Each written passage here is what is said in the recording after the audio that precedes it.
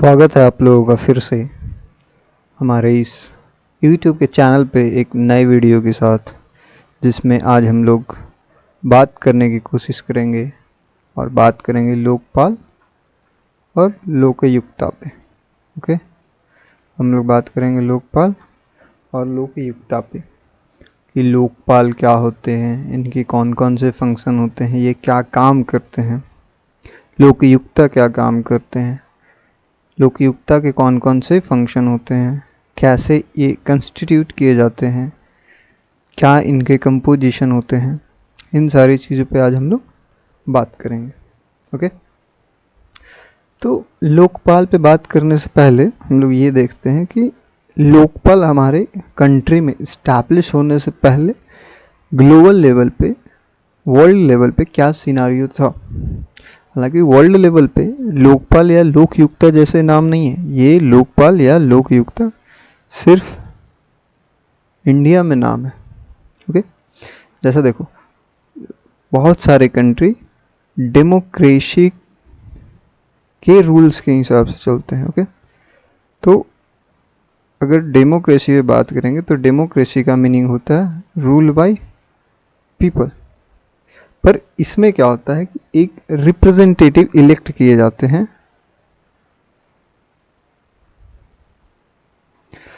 So that they can take the decision on behalf of people.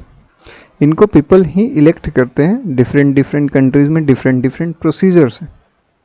Okay, तो जब ये representative lead कर रहे होते हैं तो पीपल को वेलफेयर प्रोवाइड करने के लिए बीच में ब्यूरोक्रेसी होता है। ओके, ये ब्यूरोक्रेसी आपका इंटरमीडियरी का काम करता है, आपका रिप्रेजेंटेटिव और पीपल के बीच का। तो आपको जब तो डेमोक्रेसी में क्या होता है कि रिप्रेजेंटेटिव गवर्नमेंट प्रोवाइड करने की कोशिश करती है वेलफेयर सिटीजन्स को। ओके, तो जब ये वेलफेयर प्रोवाइड करती है तो ब्यूरोक्रेसी के थ्रू ही करती है। ओके, तो हमें जब वेलफेयर प्रोवाइड करना हो पीपल को, तो वेलफेयर आपका मल्टी डायमेंशनल वर्क है। ओके, तो मल्टी डायमेंशनल वर्क करने के लिए फिर ब्यूरोक्रेसी के पावर को भी मल्टी डायमेंशनल करना पड़ेगा। तो जब ब्यूरोक्रेसी की पावर इंक्रीज हुई तो इस बीच क्या हुआ कि आपके बहुत सारे प्रॉब्लम्स अराइज हुए सोसाइटी में। ओके, और ये प्रॉब्लम्स आपका लीड किया, मीन्स ये प्रॉब्लम जो हैं पीपल में, जो प्रॉब्लम्स अराइज हो रहे हैं, जैसे कि कौन कौन से प्रॉब्लम्स अराइज हो रहे थे। ब्यूरोक्रेसी का पावर, एक इंडिविजुअल पर्सन का जब पावर इंक्रीज हुआ तो कौन कौन से प्रॉब्लम अराइज हो रहे थे।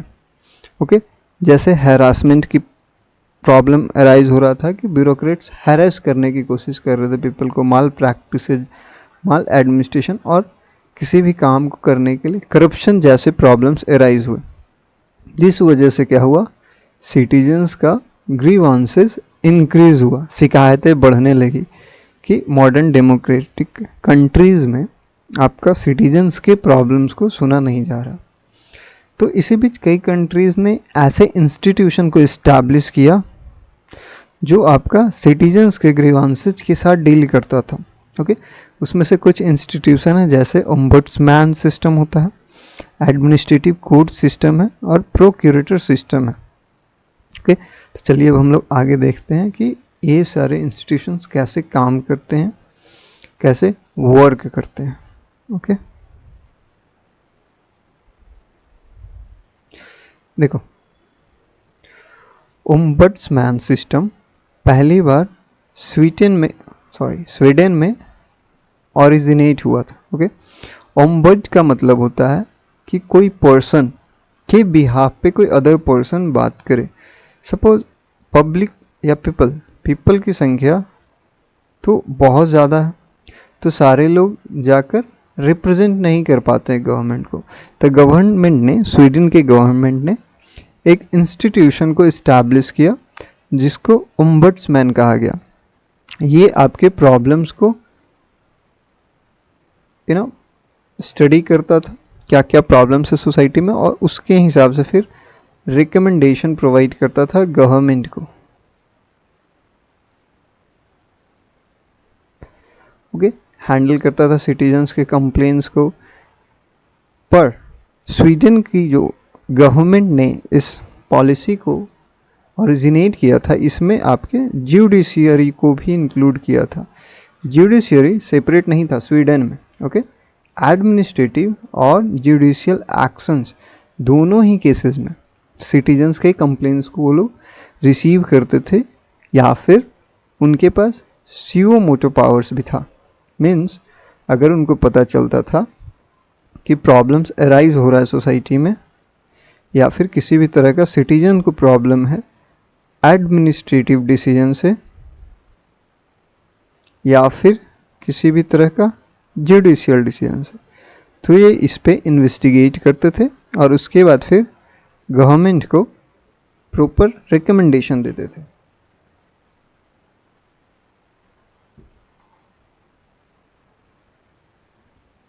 ओके, ये ओम्बड्समैन का काम था कि एडमिनिस्ट्रेटिव डिस्क्रेशन से डील करता था।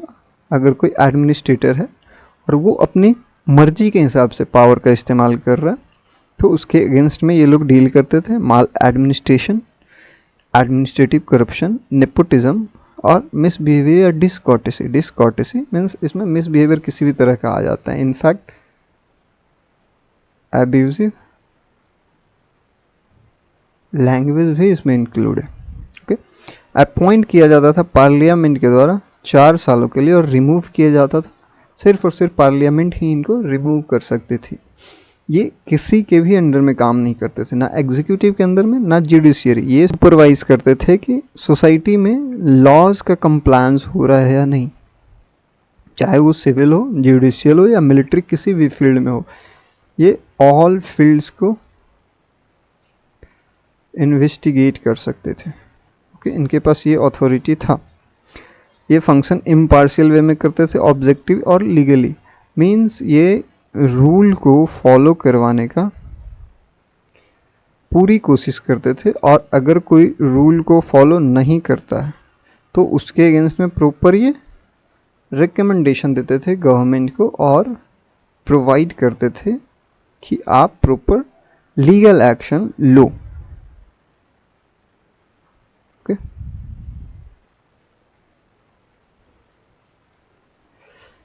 देखो, ओम्बड्समैन सिस्टम का अगर कैरेक्टरिस्टिक्स पे देखें तो अभी हम लोगों ने बहुत सारी चीज़ें एक्सप्लेन कर ली, पर फिर भी ये एग्जीक्यूटिव से इंडिपेंडेंस है, इम्पार्शियल और ऑब्जेक्टिव इन्वेस्टिगेशन करती है, इनके पास सुओ मोटो पावर है। मीन्स ये किसी भी केस को सेल्फ ले सकती है अगर इनको पता चलता है कि anything wrong happening in the society.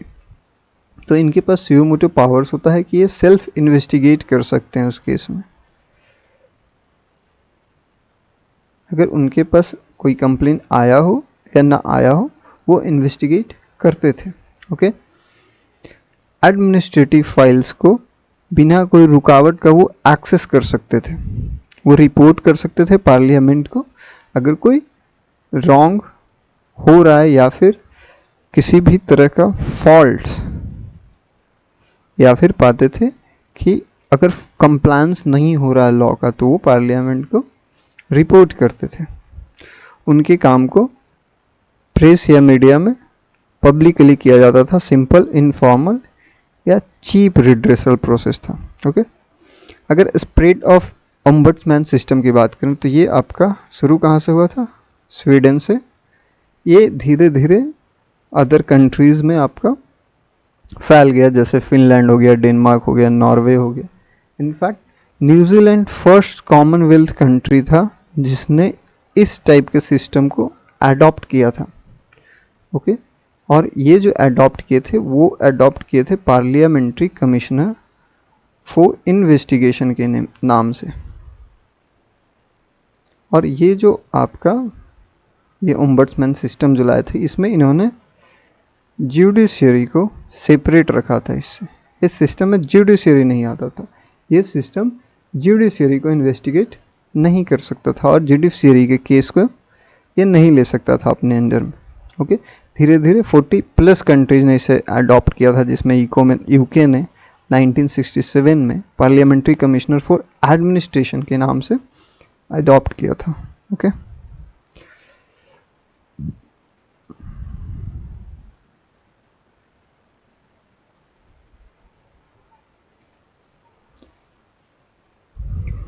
Other countries ने भी डिफरेंट नेम से इसको अलाउ किया था, जैसे आपका फ्रांस ने इसे administrative courts of citizen grievances के नाम से अडॉप्ट किया था। सोशलिस्ट कंट्रीज़ ने जैसे रसिया हो गया, चाइना हो गया, पोलैंड हो गया, हंगरी हो गया, इन लोगों ने सिटीजन ग्रीवांसेस को अडॉप्ट किया था, वो प्रोक्यूरेटर सिस्टम के नाम से अपॉइंट किया था।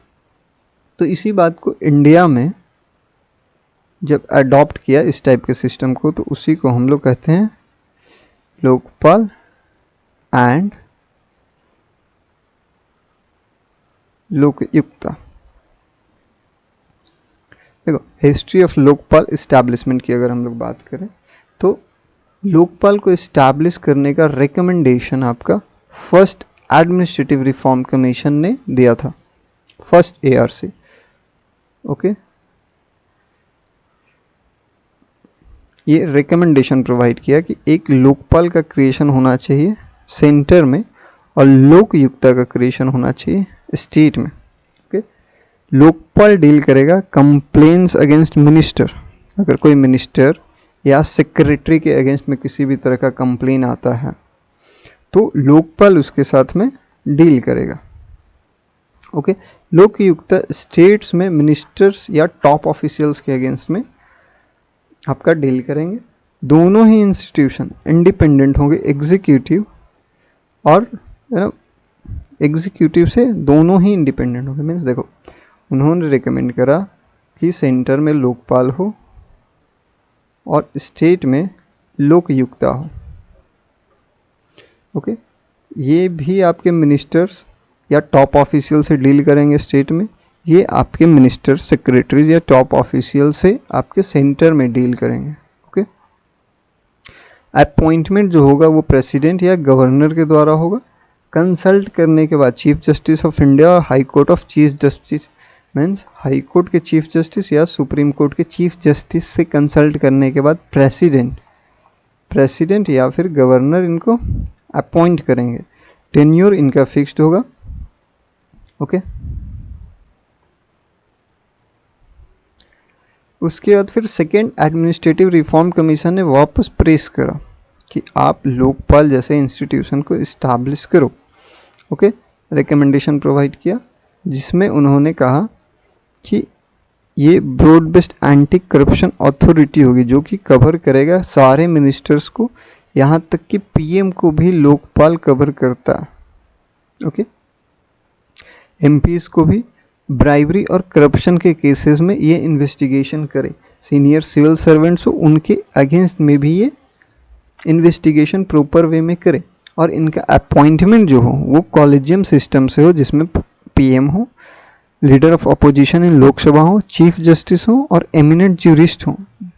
ओके, हाँ, पर ये जब प्रोजिक्यूशन कर रहे होंगे किसी भी सिविल सर्वेंट का, तो इसके लिए क्या होगा कि कोई भी प्रायर सैंक्शन नहीं होना चाहिए किसी भी अथॉरिटी से। ये प्रोजिक्यूशन डायरेक्टली करेंगे अगर वो पाते हैं कि कोई भी पब्लिक सर्वेंट करप्शन में इन्वॉल्व है, तो वो लोग प्रोजिक्यूशन के लिए उनको किसी से परमिशन नहीं चाहिए हो।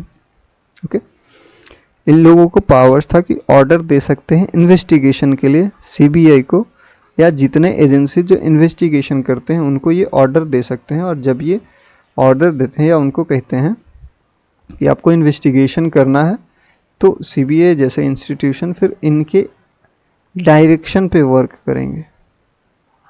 ओके, लोकयुक्ता सारे स्टेट्स में हो लगभग सिमिलर पावर्स के साथ। ऐसा सेकेंड ARC का अगेन रिकमेंडेशन था 2005-2009 के आसपास।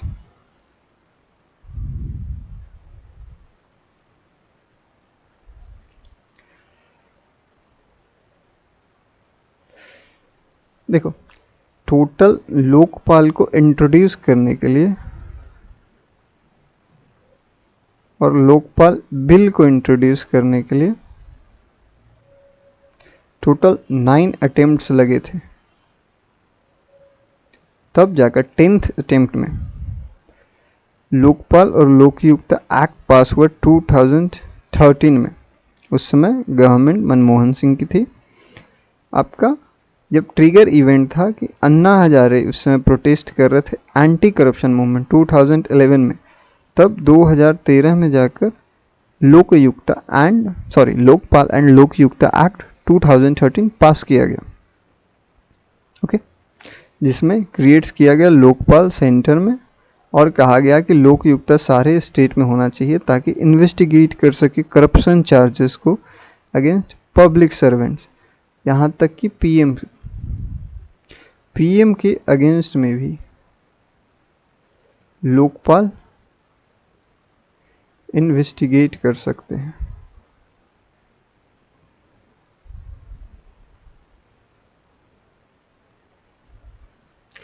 देखो, प्रोविजंस की बात करें कि लोकपाल और लोकयुक्ता एक्ट 2013 के मेन प्रोविजंस क्या क्या थे। ओके, तो इस्टेब्लिश किया गया लोकपाल को एक एक्ट के थ्रू।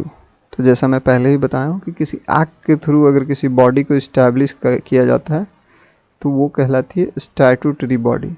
सो लोकपाल क्या है? एक स्टैट्यूटरी बॉडी है जिसको लोकपाल कहा जाता है। ओके, जो डील करती है एलिगेशंस ऑफ करप्शन से। अगर किसी भी पब्लिक फंक्शनरीज या पब्लिक सर्वेंट्स के अगेंस्ट में अगर किसी तरह का कंप्लेन आता है तो लोकपाल इन्वेस्टिगेट कर सकती है उनके अगेंस्ट में। ओके, और वो कहे कि लोकयुक्ता होना चाहिए सारे स्टेट्स में।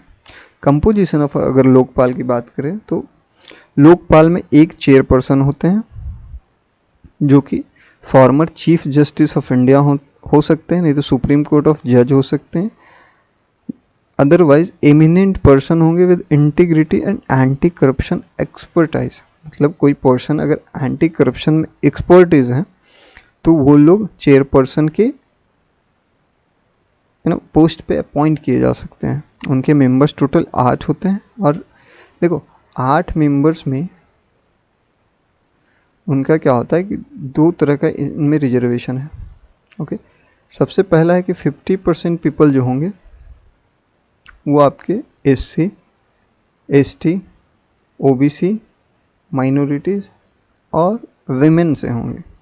और 50% जो होंगे वो ज्यूडिशियल पोस्ट से होंगे। ओके, मीन्स 2 तरह के क्राइटेरिया इसमें फुलफिल होनी चाहिए। एक तो 50% सीट को आपका पर्टिकुलर पीपल से रिजर्व होना चाहिए और सेकेंड में 50% ज्यूडिशियल पोस्ट होने चाहिए। इनको सेलेक्ट करने का प्रोसीजर ये है कि इनको सिलेक्शन कमेटी रिकमेंड करती है प्रेसिडेंट को, और उस सिलेक्शन कमेटी के मेंबर्स पीएम होते हैं, स्पीकर ऑफ लोकसभा होते हैं, leader of opposition in Lok Sabha होते हैं, चीफ जस्टिस ऑफ इंडिया होते हैं, या अगर चीफ जस्टिस ऑफ इंडिया अगर अवेलेबल नहीं हो पाए तो वो रिकमेंड करते हैं किसी जज को। और ये चारों मिलकर एक एमिनेंट ज्यूरिस्ट को अपॉइंट करते हैं। देन ये पांचों मिलकर प्रेसिडेंट को रिकमेंडेशन करते हैं और फिर प्रेसिडेंट अपॉइंट करते हैं। मीन्स एक पीएम होंगे, एक लीडर ऑफ अपोजिशन होंगे, चीफ जस्टिस होंगे, ये चारों स्पीकर, ये चारों मिलकर एक ज्यूरिस्ट को अपॉइंट करते हैं और ये फिर पांचों मेंबर मिलकर रिकमेंडेशन प्रोवाइड करेंगे प्रेसिडेंट को।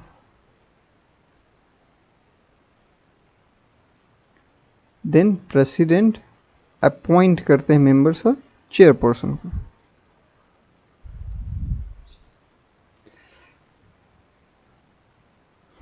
देखो, ज्यूरिस्डिक्शन ऑफ लोकपाल की बात करेंगे तो लोकपाल जो है वो पीएम के ऊपर भी अगर किसी तरह का कंप्लेन आता है तो वो उसमें इन्वेस्टिगेट कर सकते हैं। Union minister in central ministers, okay, MPs और जितने भी सेंट्रल गवर्नमेंट के एम्प्लॉयज़ हो सकते हैं, जितने भी सेंट्रल गवर्नमेंट के एम्प्लॉयज़ होते हैं उन सब पे लोकपाल इन्वेस्टिगेशन कर सकता है। यहाँ तक कि जो एनजीओ फॉरेन कंट्रीब्यूशन से 10 लाख या उससे ऊपर के अमाउंट 1 करोड़ तक अगर वो अपने यहाँ मंगवाती है तो वो भी लोकपाल के ज्यूरिस्डिक्शन में आते हैं। ओके, प्राइम मिनिस्टर का ज्यूरिस्डिक्शन ये है कि उनको कुछ सेफगार्ड दिए गए हैं। ओके, जैसे उनको अगर करप्शन का चार्ज उन पे लगता है, इंटरनेशनल रिलेशन में, एक्सटर्नल या इंटरनल सिक्योरिटी में, पब्लिक ऑर्डर में या एटॉमिक एनर्जी में, पर उन मैटर्स को एक्सक्लूड कर दिया गया है जिसमें नेशनल सिक्योरिटी का अगर मामला होगा तो इन्वेस्टिगेट नहीं किया जाएगा, या फिर कुछ सेंसिटिव फंक्शंस होगा तो फिर इन्वेस्टिगेट नहीं किया जाएगा। ओके, तो एक तरह से देखा जाए तो करप्शन के चार्जेस पे इन्वेस्टिगेट भी कर सकते हैं, नहीं भी कर सकते, बिकॉज पीएम का हर वर्क नेशनल सिक्योरिटी से अटैच्ड होता है, सेंसिटिव फंक्शन से अटैच्ड होता है। ओके, और पीएम के अगेंस्ट में इन्वेस्टिगेशन करने के लिए ये नीड है कि कम से कम लोकपाल में 2/3 ऑफ लोकपाल मेंबर जो है वो पीएम के अगेंस्ट में अप्रूव करें कि इन्वेस्टिगेशन होना चाहिए। ओके, एनजीओ और सोसाइटी को इंक्लूड किया गया है। पावर ऑफ लोकपाल की बात करें तो प्रिलिमिनरी इंक्वायरी का ऑर्डर दे सकते हैं, ये सीबीआई इन्वेस्टिगेशन को सीबीआई को ऑर्डर कर सकते हैं कि आप किसी पर्टिकुलर केस में आप इन्वेस्टिगेशन करो, बिना कोई गवर्नमेंट अप्रूवल के। इनको सीबीआई को ऑर्डर करने के लिए गवर्नमेंट से अथॉरिटी नहीं चाहिए होती है, इनके पास पावर होता है सिविल कोर्ट का। सो ये किसी को भी बुला सकते हैं, किसी भी डॉक्यूमेंट को मांग सकते हैं किसी भी पब्लिक अथॉरिटी से, और किसी भी एविडेंस को भी मांग सकते हैं किसी भी पब्लिक अथॉरिटी से या पब्लिक ऑफिस से। ओके,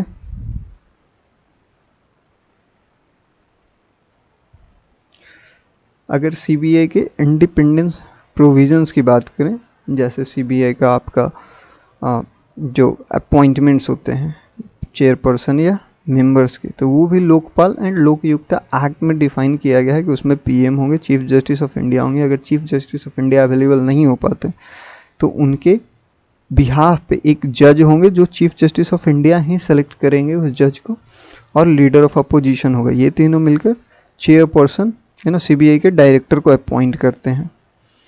हाँ, इसके साथ लोकपाल और लोकयुक्ता एक्ट 2013 में ये है कि सीबीआई, मान लो लोकपाल किसी केस को सीबीआई को रेफर करता है और वो किसी सीबीआई का कोई ऑफिसर उस केस को इन्वेस्टिगेट कर रहा है, तो उस ऑफिसर का आप ट्रांसफ़र नहीं कर सकते हैं। उस ट्रांसफ़र के लिए भी पहले लोकपाल का अप्रूवल चाहिए होगा, अगर कोई लोकपाल किसी केस को सीबीआई को ट्रांसफ़र किया हो तो।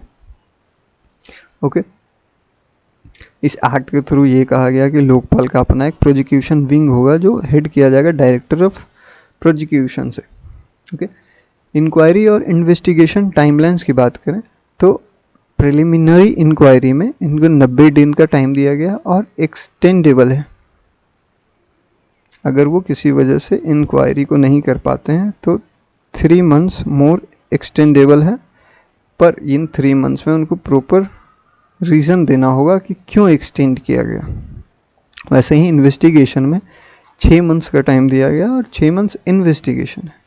फिर ट्रायल में भी 1 ईयर का टाइम दिया गया है और जिसमें 1 ईयर आपका एक्सटेंडेबल है। इसमें भी प्रॉपर रीज़न प्रोवाइड करना होता है कि क्यों आप ट्रायल को 1 ईयर के लिए एक्सटेंड कर रहे हैं। फिर लोकपाल अगर किसी केस में पाता है कि उस पब्लिक ऑफिसर का जो प्रॉपर्टी है वो आपका करप्शन से फॉर्म किया गया है, तो वो उसको कन्फिस्केट कर सकते हैं। इनफैक्ट उनका ट्रायल स्टेज हुआ हो या ना हुआ हो, बस लोकपाल को इंफॉर्मेशन होना चाहिए कि जो प्रॉपर्टी है वो करप्शन से बना हुआ है, तो उनको वो जब्त कर लेंगे, अपने अंडर में कर लेंगे। हाँ, पर अगर सपोज़ कि लोकपाल को आपको कंप्लेन करने के लिए प्रॉपर आइडेंटिटी भेजना होता है कि जो मेंबर आपको कंप्लेन कर रहा है और जिस मेंबर के अगेंस्ट में कंप्लेन हो रहा है, उन दोनों की आइडेंटिटी प्रॉपर एविडेंस के साथ में आपको लोकपाल को भेजनी होती है। अगर आपने रॉन्ग या फ्राइबलस कंप्लेन को भेजा तो आपको सज़ा 1 साल तक या 1 लाख रुपए तक का जुर्माना हो सकता है। जेन्युइन विसल ब्लोअर्स को प्रोटेक्शन मिलता है। ओके,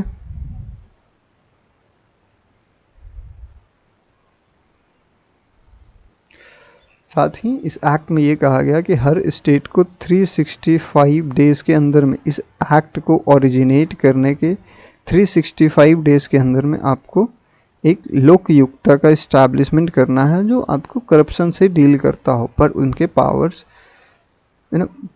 स्ट्रक्चर वो सारे स्टेट लेजिस्लेचर्स पे छोड़ दिए गए कि उनको आप क्या पावर प्रोवाइड करोगे, उनकी क्या स्ट्रक्चर्स होगी, ये सारी चीज़ें स्टेट पे छोड़ दी गई।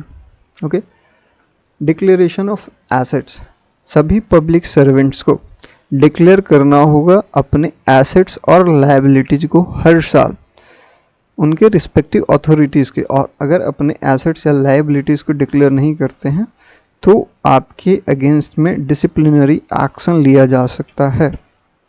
रिमूव करने के लिए चेयरपर्सन को सुप्रीम कोर्ट पहले इंक्वायरी करेगा, और अगर सुप्रीम कोर्ट विद होल्ड करता है कि रिमूवल का ग्राउंड वैलिड है तो फिर प्रेसिडेंट उसको रिमूव कर सकते हैं, मेंबर्स या चेयरपर्सन को। अगर कोई केस लोकपाल फाउंड करती है कि ये केस वैलिड है, वैलिड रीज़न है, उन ऑफिसर्स के अगेंस्ट में अगर चार्जेस वैलिड हैं तो उसके लिए स्पेशल कोर्ट्स का गठन किया जाए। ओके, कहा गया है कि सेटअप किया जाए स्पेशल कोर्ट्स ताकि ट्राई किया जाए करप्शन केसेस को जो लोकपाल रेफर करे। लोकपाल के expenses consolidated fund of India से चार्ज किए जाते हैं, ना कि वो किसी एग्जीक्यूटिव या फिर आपके लोकसभा के ऊपर डिपेंड करता है। No, consolidated fund of India से चार्ज किए जाएंगे, उनको प्रोवाइड किए जाते हैं। लोकपाल अपने एनुअल रिपोर्ट को प्रेसिडेंट को सेंड करता है जो पार्लियामेंट के बिफोर रखते हैं और फिर उस पर प्रॉपर डिस्कशंस होता है। अगर ड्रॉबैक्स की बात करें लोकपाल और लोकयुक्ता एक्ट 2013 की, तो लोकपाल का लिमिटेड ज्यूरिस्डिक्शन है प्राइम मिनिस्टर के ऊपर। ओके, इवन इंक्वायरी के लिए भी उनको अपने 2/3 मेजोरिटी के साथ प्रायर सपोर्ट होना चाहिए कि ओके पीएम के अगेंस्ट में अब इन्वेस्टिगेशन करना चाहिए। इनके पास किसी भी तरह का स्यू मोटिव पावर्स नहीं है। लोकपाल सेल्फ स्टार्ट नहीं कर सकते इन्वेस्टिगेशन, उनको रिसीव करना होगा कंप्लेंट्स किसी भी सिटीजन्स या एमपी या सर्टेन अथॉरिटीज़ से, और ये जो कंप्लेन उनके पास आएगा वो लास्ट 7 ईयर्स के अंदर ही होना चाहिए। वो अगर मान लो कोई ऑफिसर इन्वॉल्व है करप्शन चार्जेस में तो वो 7 ईयर्स के पहले का नहीं होना चाहिए, अंडर 7 ईयर्स होना चाहिए, तभी वो इन्वेस्टिगेशन करेगी। ओके, डिपेंड करते हैं एग्जिस्टिंग एजेंसीज के ऊपर इन्वेस्टिगेशन के लिए, इनका कोई अपना इन्वेस्टिगेटिव मशीनरी नहीं है। डिपेंड करते हैं या तो सीबीआई पे डिपेंड करेंगे ज़्यादातर या फिर अदर एजेंसीज पे। तो इसलिए क्या हो सकता है कि कभी कभी वर्क में डिले हो सकता है, इसके इंडिपेंडेंस को थोड़ा सा ब्रेक लगता है। ओके,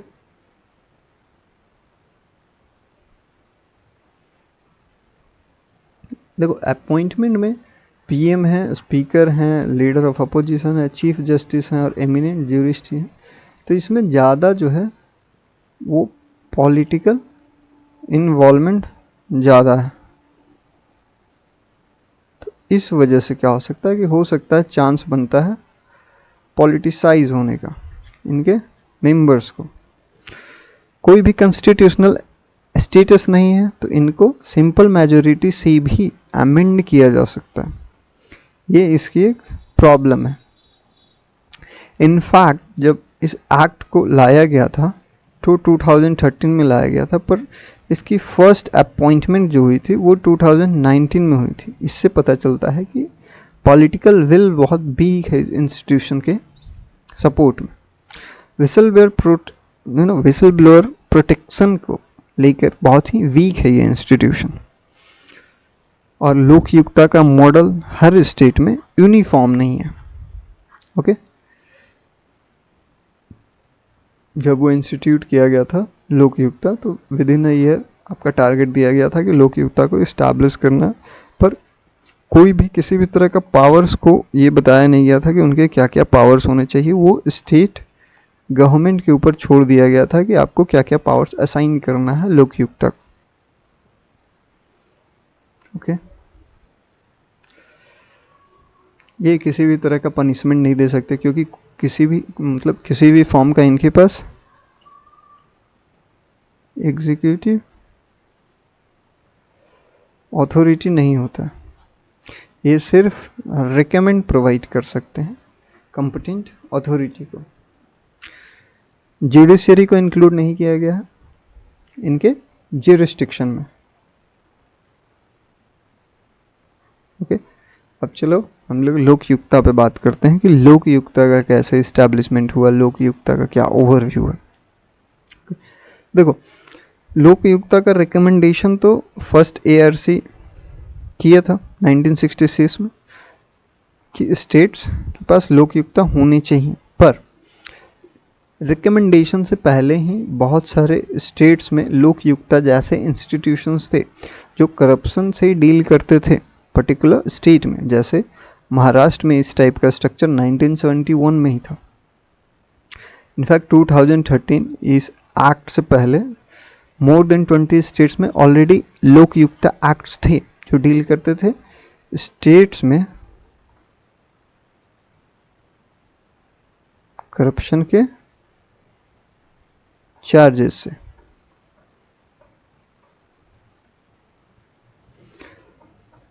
देखो, स्ट्रक्चरल वेरिएशन अक्रॉस स्टेट्स की बात करें तो आपके कई लोकयुक्ता में सिंगल मेंबर बॉडी हैं कई स्टेट्स में, जैसे उड़ीसा, हिमाचल प्रदेश में कई मल्टी मेंबर लोकयुक्ता हैं। जैसे कई स्टेट्स में आपको लोकयुक्ता मिलेंगे और इनको आपको असिस्ट करने के लिए, इनको हेल्प करने के लिए उप लोकायुक्ता भी होते हैं, जैसे कर्नाटका, आंध्र प्रदेश, महाराष्ट्र। इसके नेम्स, पावर्स और स्कोप डिफर होते हैं state to state, because ARC जो रिकमेंडेशन प्रोवाइड किया था उसमें आपका स्टेट्स के ऊपर छोड़ दिया गया था। They leave the powers, scope and names of the particular act और the institution on the states. Okay, तो उनकी अपॉइंटमेंट प्रोसेस की अगर बात करें तो अपॉइंटमेंट अथॉरिटी ऑब्वियसली बात है executive head governor of the state appoint करेंगे ना। गवर्नर कंसल्ट करते हैं chief justice of high court से स्टेट के, और leader of opposition state legislative assembly में। ज़्यादातर स्टेट्स में अगर गवर्नर अपॉइंट कर रहे होते हैं लोकयुक्ता को तो इन लोगों से कंसल्ट करते हैं। और उप लोकायुक्ता का भी सिमिलर मैनर का प्रोसीजर है, पर समटाइम्स लोकयुक्ता से कंसल्ट करना होता है उप लोकायुक्ता को अपॉइंट करते समय। ओके, इनकी क्वालिफिकेशन ये है कि लोकयुक्ता को जो अपॉइंट किए जाते हैं वो फॉर्मर जज होते हैं सुप्रीम कोर्ट के, या फिर फॉर्मर चीफ जस्टिस होंगे हाई कोर्ट के। ओके, उप लोकायुक्ता फॉर्मर जज हो सकते हैं हाई कोर्ट के। ठीक है, देखो, लोकयुक्ता अपने एनुअल रिपोर्ट को सबमिट करते हैं गवर्नर को, और फिर गवर्नर उनको स्टेट लेजिस्लेचर में लेकर जाता है। ये आपका कॉन्स्टिट्यूशनल लिंक क्रिएट करता है। लोकयुक्ता का जो उन्होंने रिसर्च किया, जो फाइंडिंग्स उनके हैं, वो आपको लेजिस्लेचर के सामने रखकर फिर उस पर डिस्कशन होता है।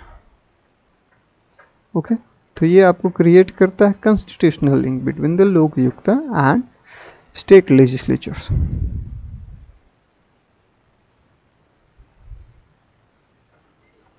देखो, टेन्योर और रिमूवल की बात करें तो जनरल ऑफिशियल्स में 5 इयर्स की अपॉइंटमेंट होती है, या फिर 65 ईयर्स, जो भी पहले हो जाए उस पर रिटायर कर दिया जाता है लोगों को। रिमूवल केवल और केवल मिसबिहेवियर या इनकैपेसिटी के ग्राउंड्स पे ही रिमूव किया जाता है। अगर हाई कोर्ट इस बात को विदहोल्ड करता है कि इनको रिमूव करने का रीज़न वैलिड है, तो गवर्नर इनको रिमूव कर देते हैं। अगर ज्यूरिसडिक्शन की बात करें तो ये आपका किसी किसी स्टेट में, स्टेट बाय स्टेट इनके पावर्स को डिफरेंट हैं, तो किसी स्टेट में चीफ मिनिस्टर को इंक्लूड किया जाता है, किसी में नहीं किया जाता। मिनिस्टर्स इंक्लूड होते हैं, एमएलएज इंक्लूड होते हैं, आपका सीनियर पब्लिक सर्वेंट्स इंक्लूड होता है, चेयरपर्सन और members of local bodies include होता है, कॉरपोरेशंस के मेंबर भी इंक्लूड होते हैं। ओके बहुत सारे स्टेट में गवर्नर, जजेस ऑफ हाई कोर्ट और स्पीकर्स भी एक्सक्लूडेड होते हैं। देखो यहाँ पे एक केस मुझे याद आ रहा है, एक है ना एजम्पशन कि अगर एक डीएम काम कर रहा होता है स्टेट के अंदर में, पर इनको अपॉइंट करती है डीओपीटी, तो डीएम का जो करप्शन का चार्ज होगा उसको कौन डील करेगा? लोकपाल या लोकयुक्ता? देखो डीएम अगर एक स्टेट में काम कर रहे होंगे तो इनको डील करेगा लोकयुक्ता। लोकयुक्ता रिकमेंडेशन प्रोवाइड करता है डीओपीटी, और डीओपीटी फिर यू नो प्रॉपर मेजर लेता है कि what to do with the proper officer. Okay तो इनका इन्वेस्टिगेशन का काम अगर स्टेट में करप्शन के चार्जेस लगे हैं इन पे, तो लोकयुक्ता ही करती है।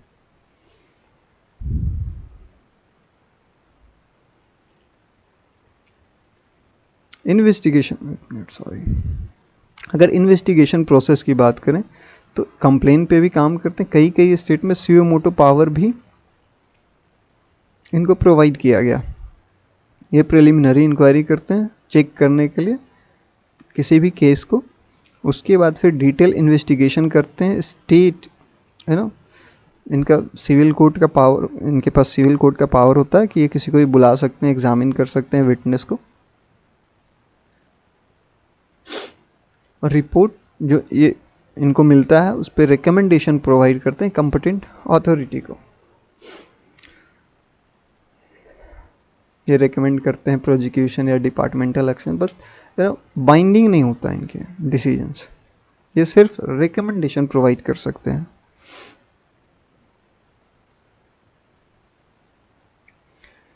जो केसेस ये कवर करते हैं करप्शन के केसेस होते हैं, abuse of position, favouritism, nepotism, lack of integrity, means किसी भी तरह से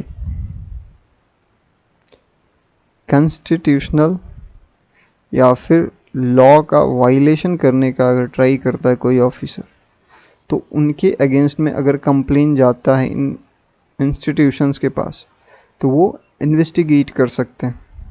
जैसे अगर आप ब्राइबरी मांग रहे हैं किसी भी काम को करने के लिए, अगर आप एडमिनिस्ट्रेटिव अथॉरिटी का मिसयूज़ कर रहे हो, favouritism, nepotism, lack of integrity, ये सारे अगर प्रॉब्लम्स आपके अंदर हैं किसी ऑफिसर में, तो है ना लोकयुक्ता इन्वेस्टिगेट कर सकता है।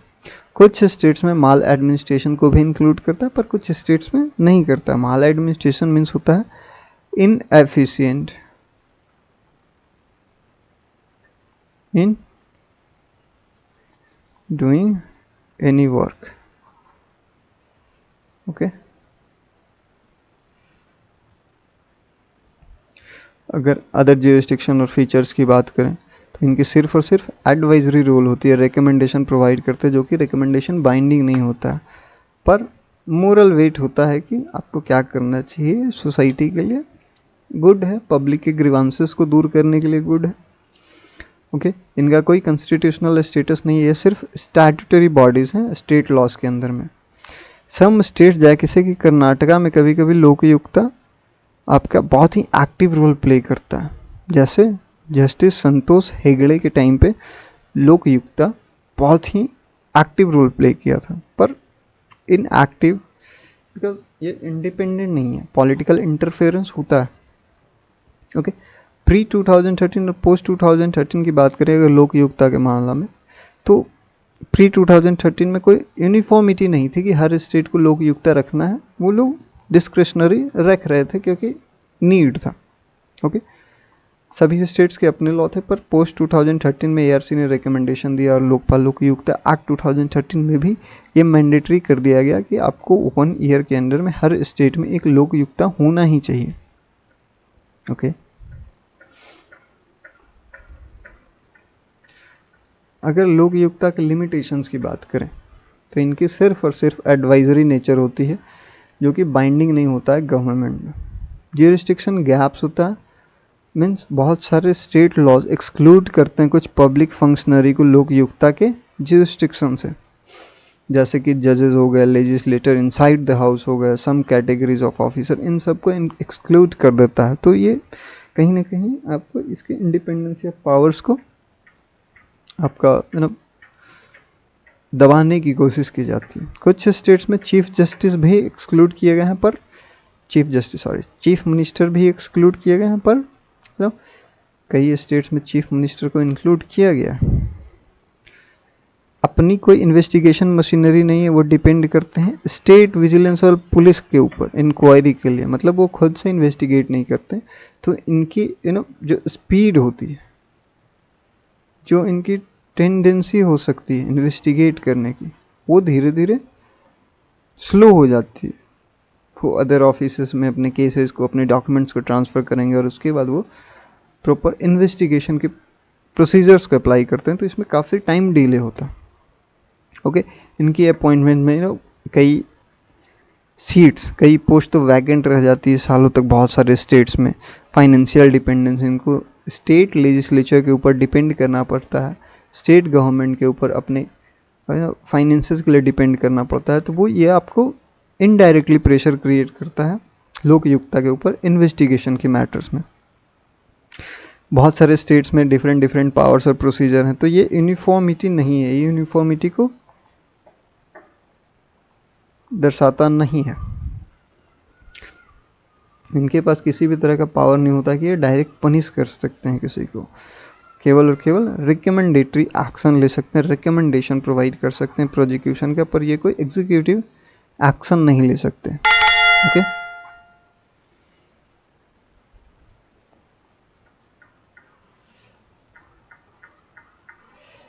स्कोप ऑफ कंप्लेंट्स, इनके पास लिमिटेड टाइप्स ऑफ केसेस आते हैं। फॉर एग्जांपल कंप्लेंट्स जो आपका है करप्शन से रिलेटेड ही होना चाहिए, मिसयूज ऑफ ऑफिस से ही होना चाहिए, और माल एडमिनिस्ट्रेशन नहीं होना चाहिए। कई केसेस में माल एडमिनिस्ट्रेशन को इंक्लूड किया जाता है, पर कई केसेस में नहीं किया जाता है, कई स्टेट्स में नहीं किया जाता है। माल एडमिनिस्ट्रेशन मीन्स होता है inefficiency in doing administrative work, inefficiency.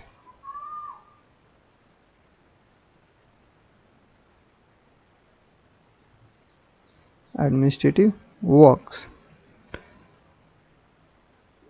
Protection whistle blowers की बात करें तो इन इंस्टीट्यूशन में थोड़ी सी वीक है, जिस वजह से विसल ब्लोअर्स को कई बार हैरेस किया जाता है, उनको हैरेसमेंट फेस किया जाता है, तो कंप्लेंट्स नहीं कर पाते हैं विसल ब्लोअर्स। ये पॉलिटिकल इंटरफेरेंस बहुत ज़्यादा होता है, तो पॉलिटिकल इंटरफेरेंस जब होता है तो उनके वर्क करने की टेंडेंसी पे इम्पैक्ट पड़ता है। ओके, तो यही हमारा लोकपाल और लोकयुक्ता का कंप्लीट प्रोसीजर था, फंक्शन था। चलिए, तो आज के लिए बस इतना ही। हम लोग फिर मिलते हैं अगले दिन और किसी एक दिन एक नए टॉपिक के साथ। तब तक के लिए आप लोगों को बहुत बहुत थैंक यू, बहुत बहुत thanks for watching my video.